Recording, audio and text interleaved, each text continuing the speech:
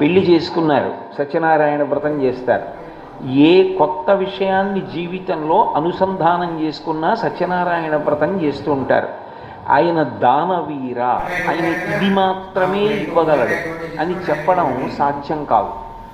ఆయన ఏదైనా ఇవ్వగలడు, ఏదైనా ఇవ్వగలడు అని చెప్పడం కోసమే ఆయన దానవీరత్వం ఉన్నవాడు.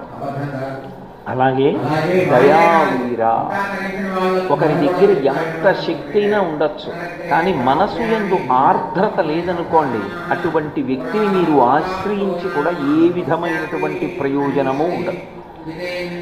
ఎందుచేత అంటే భస్మహవ్యములు అంటుంటారు పోతన గారు భాగవతం. హోమం అంతా పూర్తయిపోయి పూర్ణాహుతి కూడా అయిపోయిన తర్వాత అందులో బూది మిగిలిపోయిన తర్వాత అప్పుడు వెళ్ళి మళ్ళీ ఓం నమో నారాయణాయ స్వాహ అంటే నేను హవ్యం వేస్తానంటే అది ఎలా ఉపయోగపడుతుంది? హోమం